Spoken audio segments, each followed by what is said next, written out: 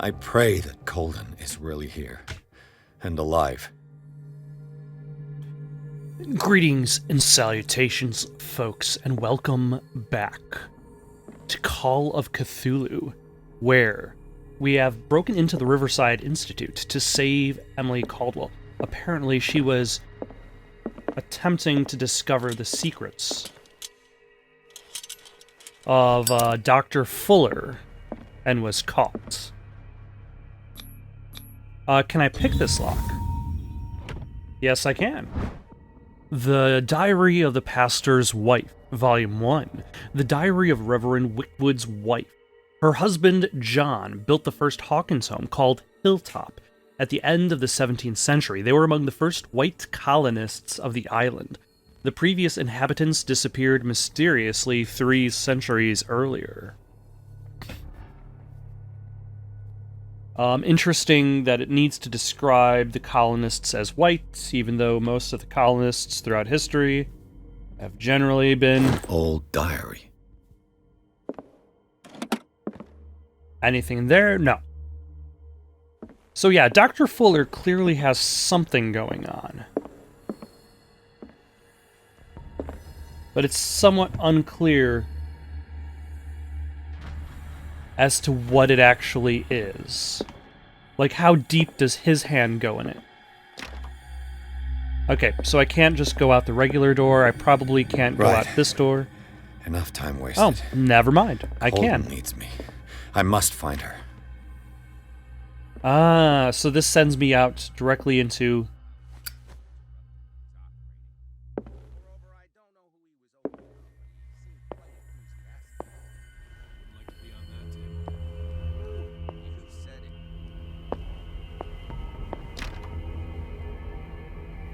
Alright, that door is locked.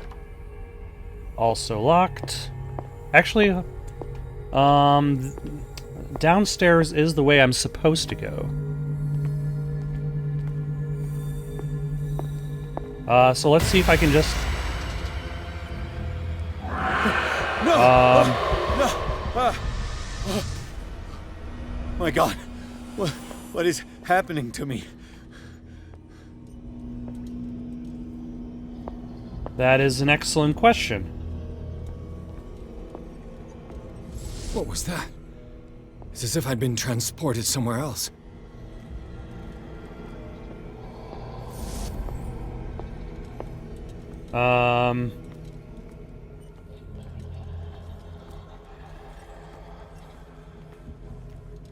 Now, here's the question.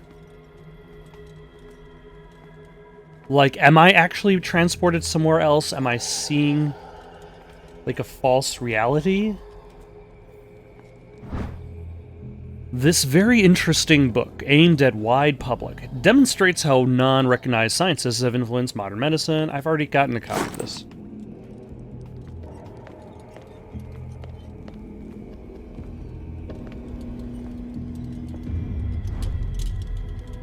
What happened? Something has changed, but what?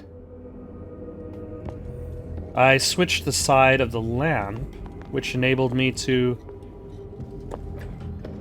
enter the pharmacy?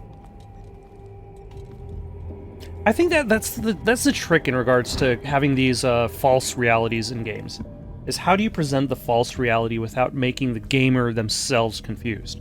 This pseudo-scientific work by Cesare Lombroso correlates an individual's morphology with his criminal predispositions. I want to say I've already grabbed a copy. And I'm just grabbing all the copies of books I picked up when I was playing as Emily Caldwell. Not Emily Caldwell. Emily Colden. Anything else change? Oh, there's the bathroom now. Oh, there's this... No, I was in this area.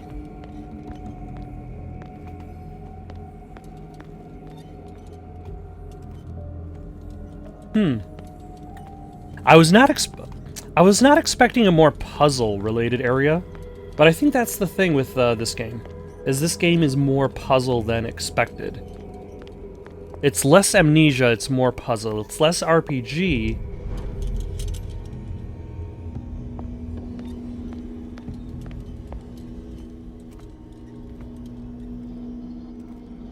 Huh.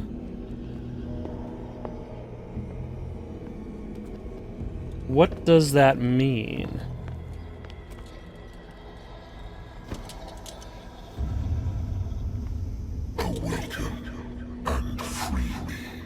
It's less RPG and more adventure game. Also, a little bit of Alan Wake thrown in here? Alright. Let's see, I can't go that way. That's a brick wall.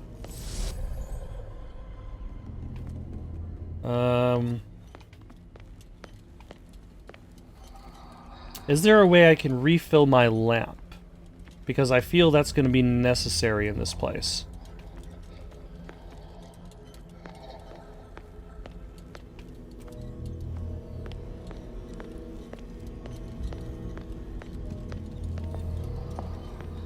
Let us switch the sides of the lamp. Maybe that'll help.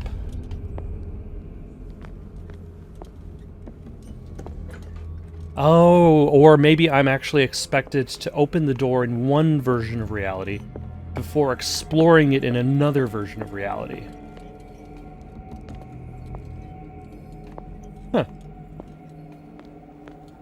Either way, once again, I was not expecting an alternate world as kind of this method in which you're investigating the area in order to get to Emily Colden. But then again, that also kind of makes a little bit of a smarter reuse of assets.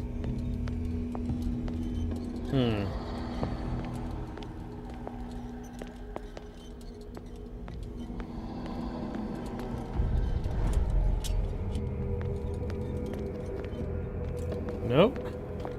Huh. There we go. Hold on. This changed again.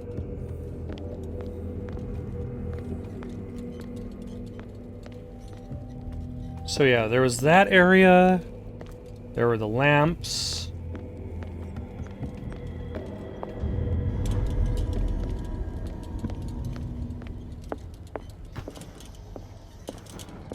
Alright. I can't really shine anything onto that reality.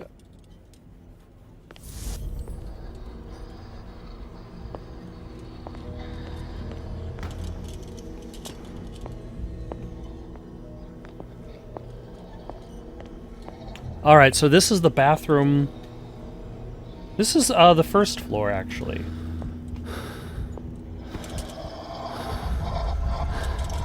Destiny, it has trapped you. Oh, or does this essentially mean that there are essentially sigils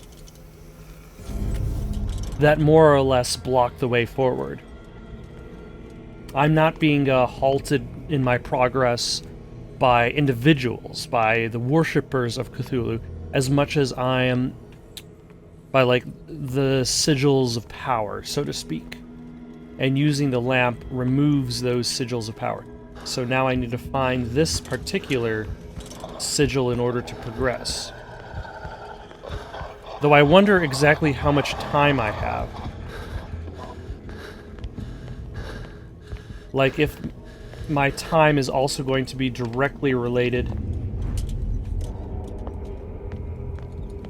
to how much oil I have in the lantern. And once the lantern runs out of oil, I'm just going to get screwed over.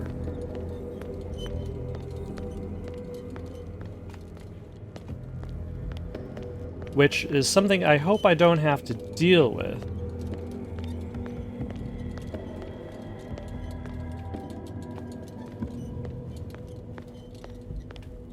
But it is entirely possible, especially if I continue to be as lost as I am now. Oh, but it does look like I get a refill, so... Alright, so it looks like that's going into that direction, that's going into there. That's going through there. up there. And then out into the sky. Great.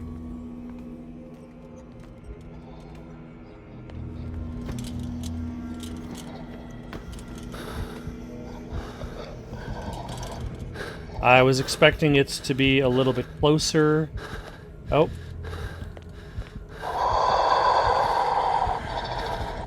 Let us switch realities again. And then I probably have just a very temporary amount of time to recharge, maybe?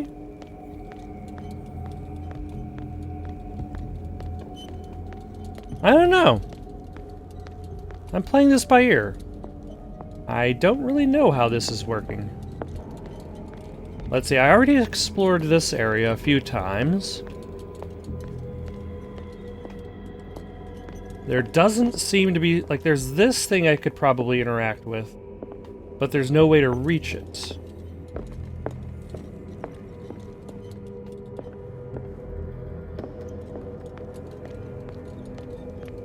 There's this path that's blocked.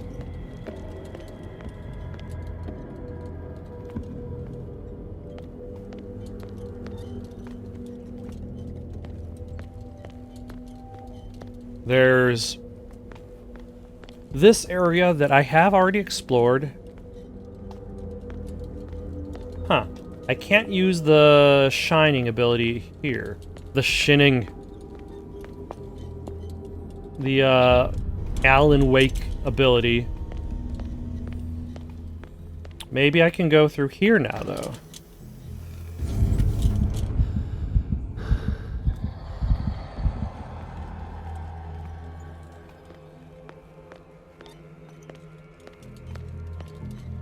Apparently there might be a monster here, or a shadow of a monster.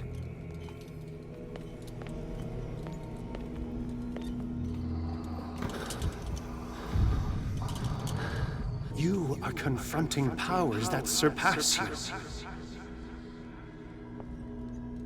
How is Algernon Drake talking to me?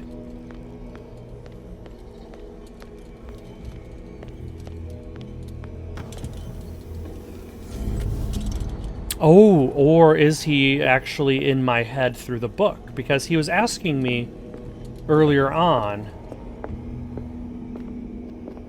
like, whose life did I see?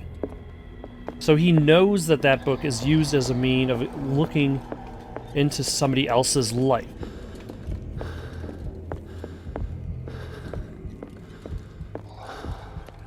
But we don't actually know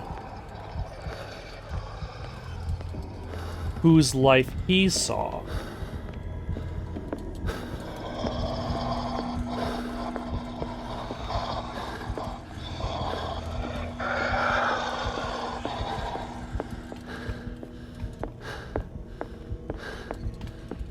Great. I'm running out of oil for this lamp.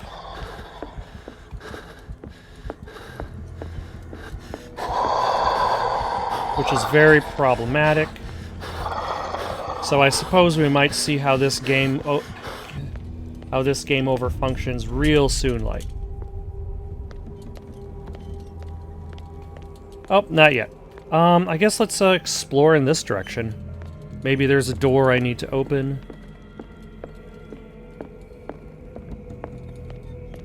Like this door, right over here.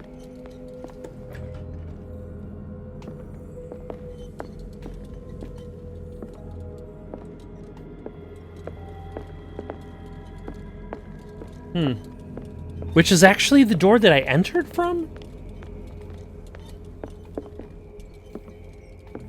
So it's like, why did they not just introduce this game mechanic?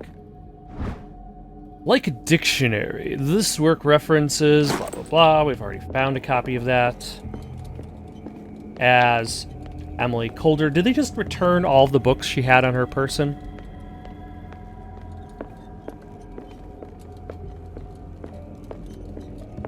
Alright, let's head back to the lamp. Let's switch worlds.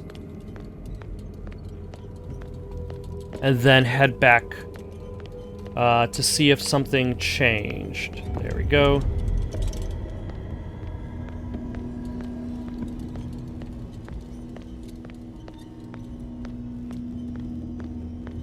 I presume that in this dark world, like this is almost a little bit like Silent Hill. And, oh my gosh, oh, that's.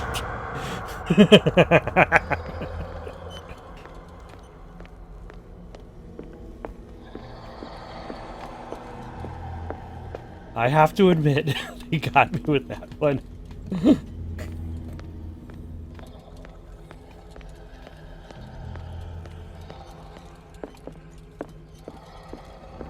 Where am I? This place is so dark. So dark.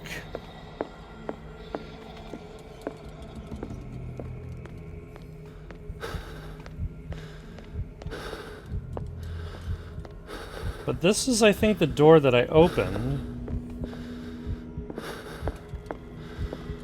Ah, there's the rune. Huh. And there's the thing I can use that on. Right in front of me. Looks like things are back to normal. Oh, excellent. I'm glad Edward is there to tell me, using his available sanity and wits. But yeah, there was a little bit of Silent Hill going on there, because the like Silent Hill games have the fog world and the darker world. And the dark world is where you're in danger, the fog world is where you're relatively safe.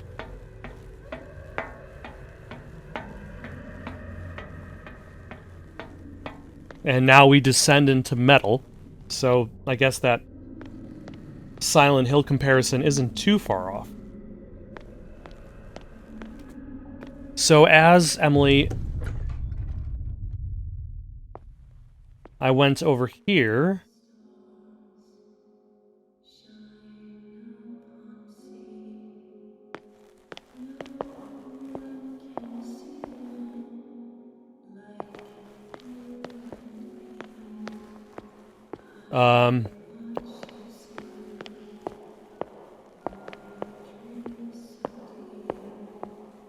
Okay, this is good. What's going on? It never ends.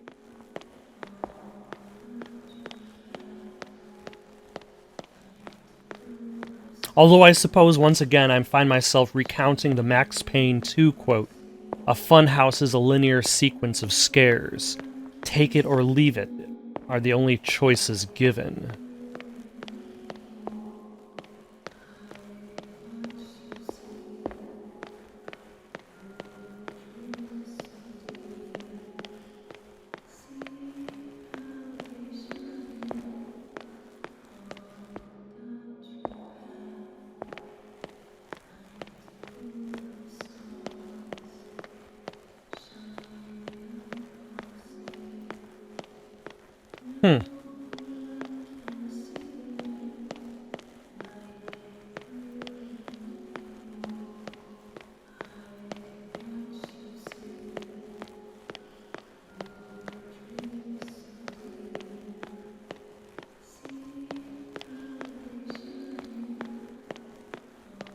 Okay, so you can see on the screen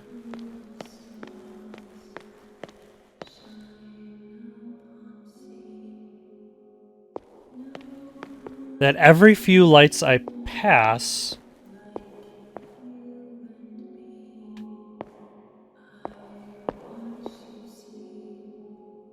there's a visual, like an error in the graphics. Like the Matrix has repeated itself. Damnation.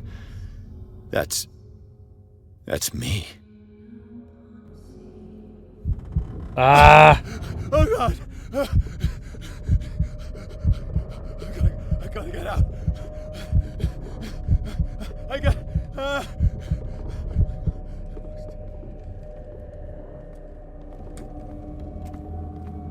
I am reminded a lot of the Batman Arkham VR game, which had a little bit of this going on at the end of it as well. I found her. I finally know what's going on. You must live and find the truth. It is already too late for me. Colden? What's going on? Was it a hallucination?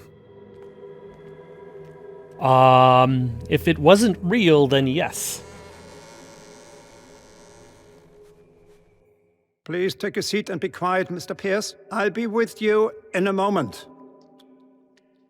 Stop whatever the hell you're doing and turn around now. And yep, she's dead.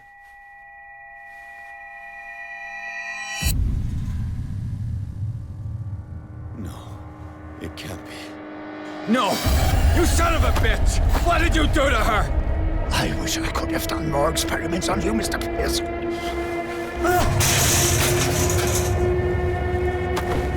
I said, what did you do to her? You shouldn't be sorry for your friend. You should envy her. Murderer! This madness must stop! Oh, I have a gun all this time?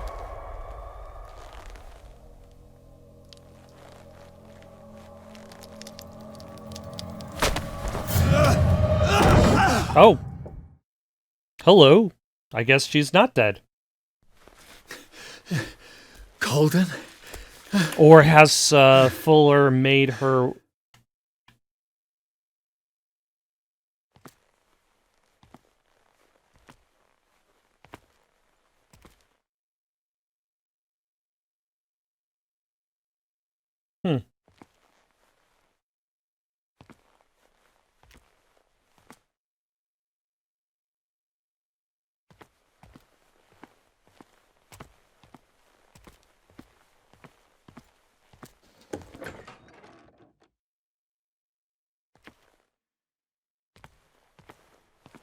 Oh, I must be dreaming. Maybe.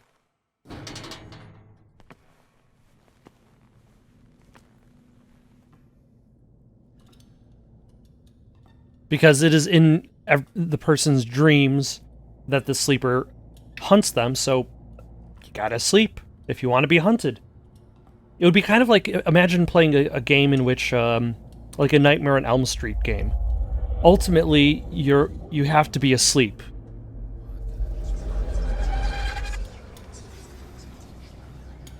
At some point of the game. Like, the entire game would be like you falling into and out of sleep. Although I suppose now that I think about it, there is the NES game where you're fighting Freddy. Though I've never actually played it myself. That is good. I definitely like the fluctuating imagery. The,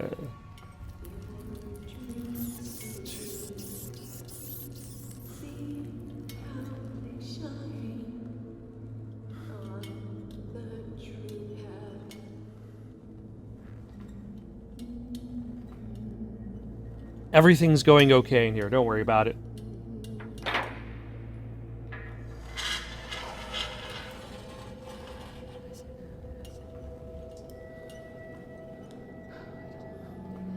What in God's name?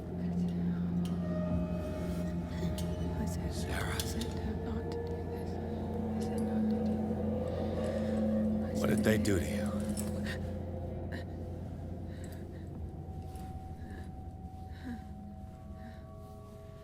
Huh. You speak.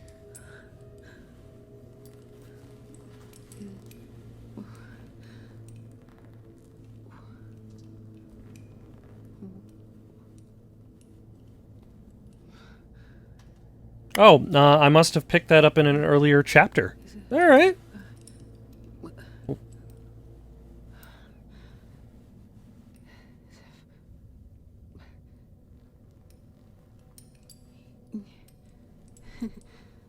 Sarah.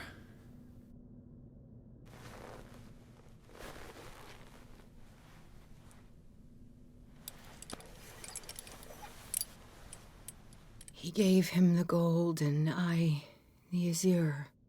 I don't see him very often anymore. The green is stronger. Are you feeling ill? I'm here, but no. Let's get you out of here. It comes Is that in really the a dreams. meaningful question at that Our point in minds time? melt Like, are you feeling colors on a ill? palette. Come with me. It is of the oldest green. Violent living, vibrant. A sea green, maybe. No. No. Mrs. Hawkins, we must go before someone finds out. Oh, but he will. He always knows these things when it's about me.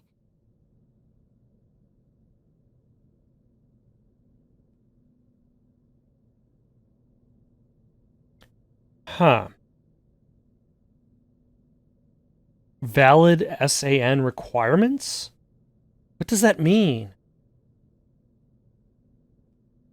I have seen the same color. It was not as vivid as you said. A pale copy. A discarded spawn. Do you know what it was? Tell me. I can't. We should not call his name. Terrible, terrible consequences. All right. Come with me. He will know. He will find us. One more reason to hurry. Have I seen you before? Can you walk? Maybe. Then let's go before your husband finds us. This is a very disjointed conversation. Alright, let's consult the diary. Let's see, do we have points to spend? We've got lots of points to spend. We want to spend it on Spot Hidden. We also want to spend... it on Psychology.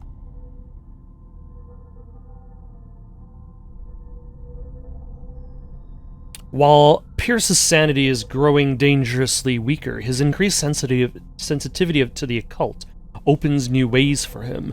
On rare occasions, he is now able to unearth hidden truths when he speaks to the inhabitants of the island. As with everything connected with the myth, using it comes at a cost. Huh. That must be what that was. We've got Algernon Drake, the bookseller, owner of the Nameless Bookstore, and friend of Sarah Hawkins. It would seem that the two of them were united in a common thirst for knowledge about the occult. He has a strange collection of parchments and book of spells, and he seems to know a lot about the island's clandestine activities. Clandestine. If I decide to explore the occult trail, he will be an excellent guide. I found Sarah Hawkins, alive, prisoner of the Riverside Institute. Charles Hawkins and Dr. Fuller seem to have connived to hide her from the world. She seems to be very affected by the tragedies that have struck her family, but I detect a fighting spirit in the woman that I would better not underestimate. She's a survivor, which also means, I arrived too late to free Colden from the clutches of Fuller. Just before I found her body in the hands of the doctor, she had come to see me to give a last message.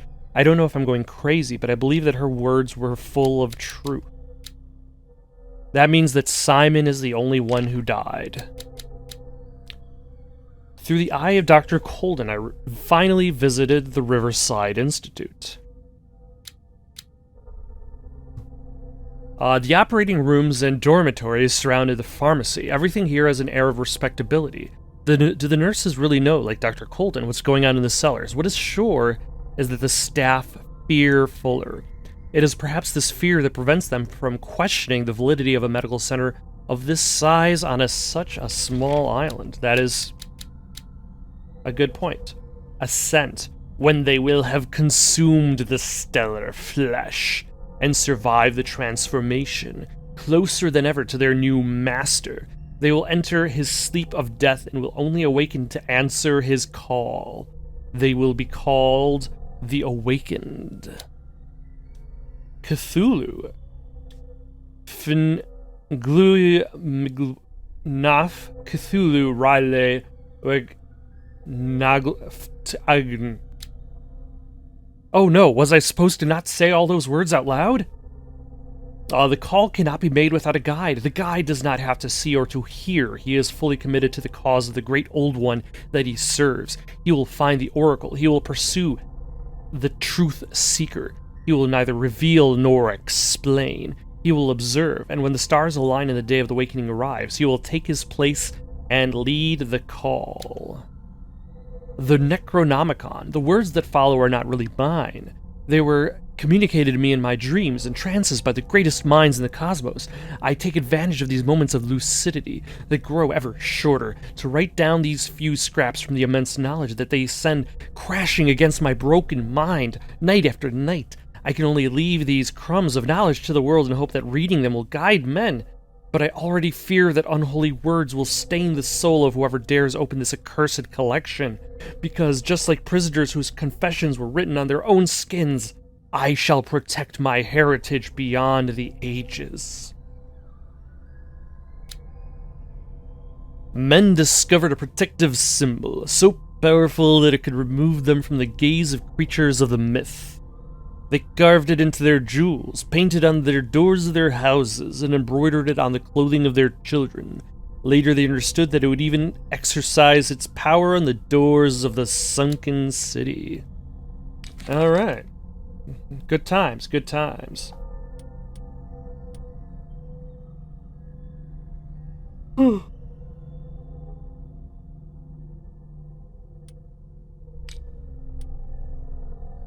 It was in your studio. What? You painted me. That's where you saw me. Of course. Well, at the very least, they're on the same page. You mean the guards? This way. Follow me. Alright.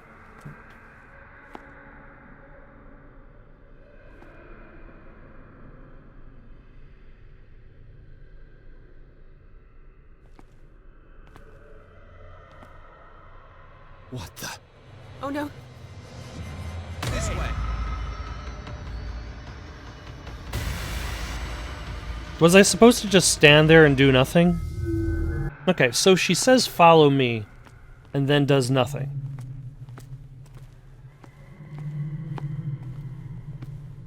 Alright, so I can't go that way.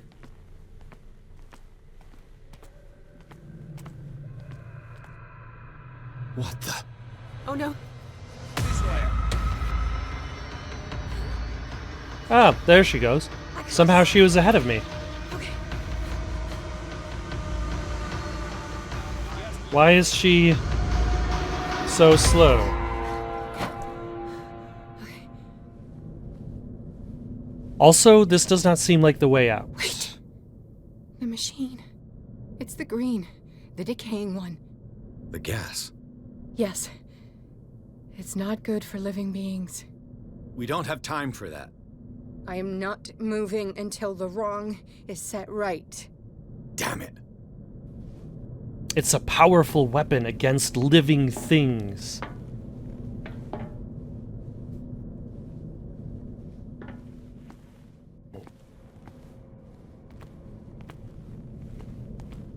Anything I need to use here? Looks like no.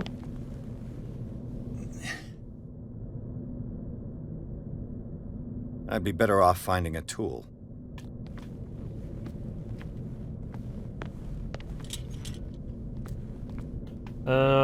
Switch to the lighter.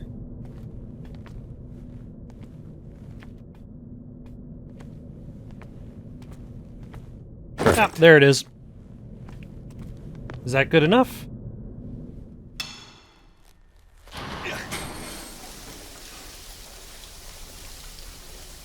All right. That should do it. Let's move.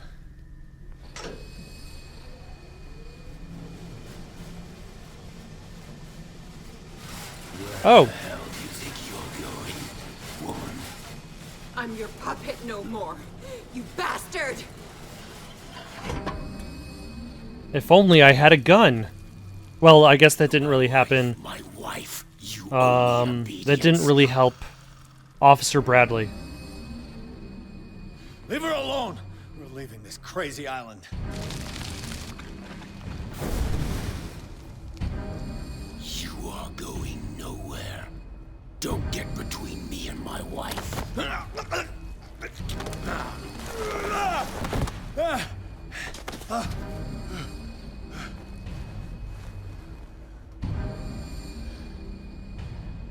Ah, the fire poker.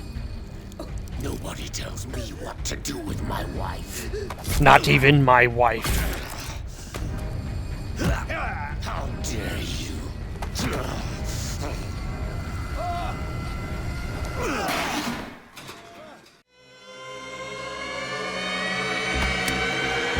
Okay.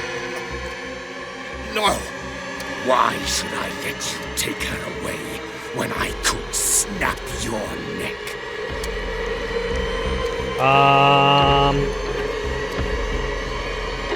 You're incapable of protecting her? Was throwing her in this rat hole.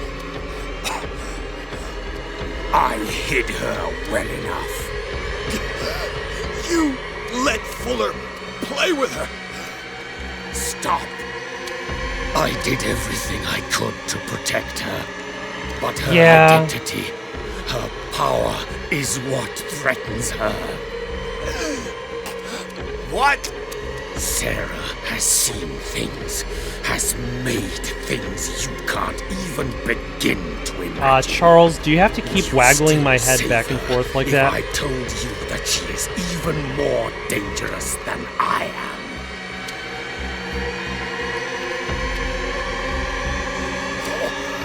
The painting!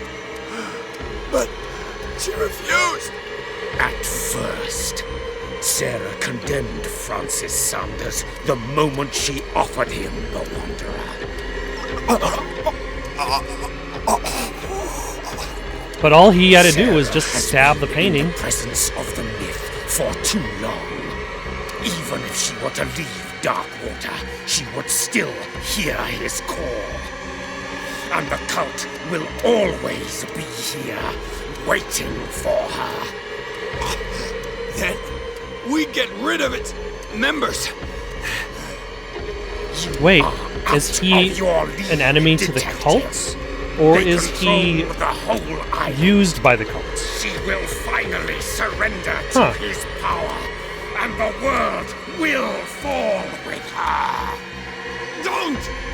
No one can escape the wheel of destiny, they say. You know, if this whole neck choking didn't revolve around the exact same animation loop over and over again, I feel as though this would be more dramatic.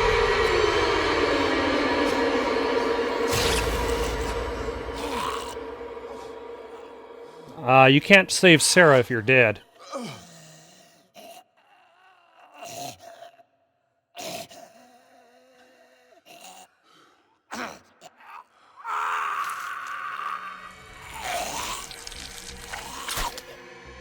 Nope, he's still alive, I guess.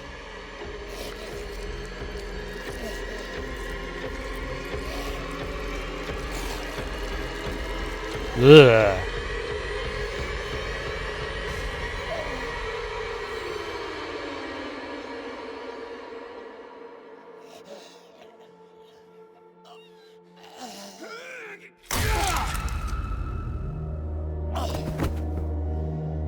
Oh, where did I get that?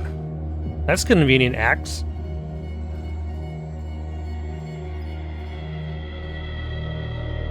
Also, you could say that both of these characters are very backhanded with their stabbing and their axes.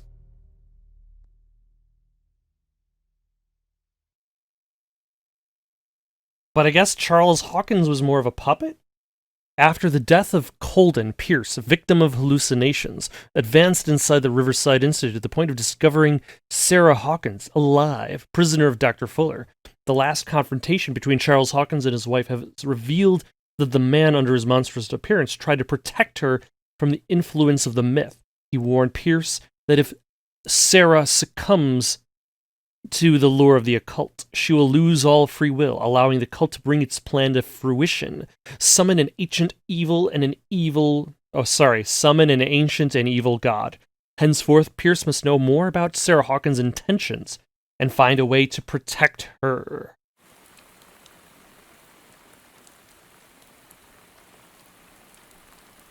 But first, we must go back to the mansion. Knowing it's me that put him there.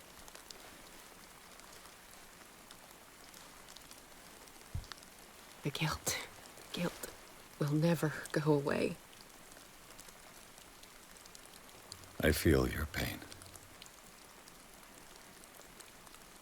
I'll do anything to get him back. Anything.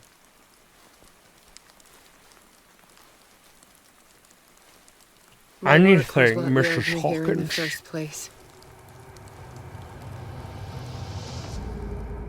It began showing me things I never should have painted. Things Charles should never have seen. Oh. What am I to you?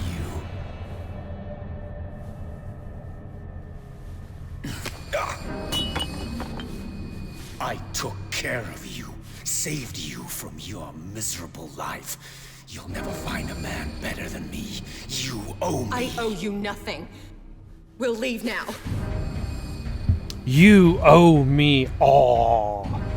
What movie is that from? I forget at the moment. You're not So, going anywhere. extra bonus points if you can put that in comments. You are mine.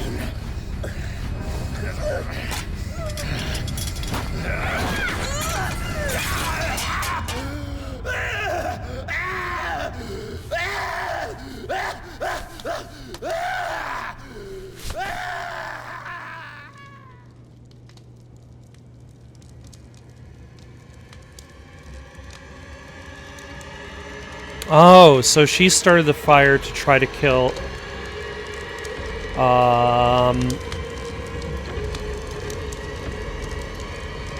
Charles. But in that process, Simon died.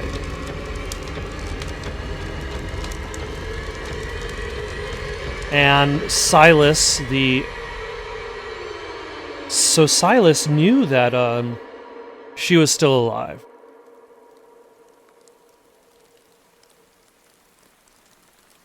Simon. Come on. It's over now.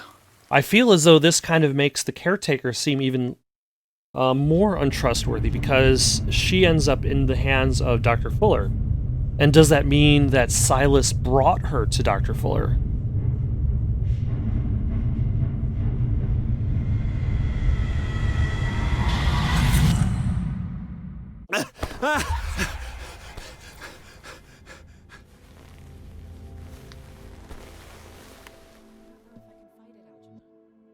Alright.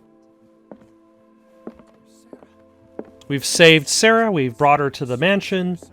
Dr. Colden is dead, Officer Bradley is somewhere else. In the meantime, though, I think this will be it for the night. Anybody has suggestions for someone to play next? Leave them down in the comments below. Don't forget to like and subscribe, and have yourselves a good night.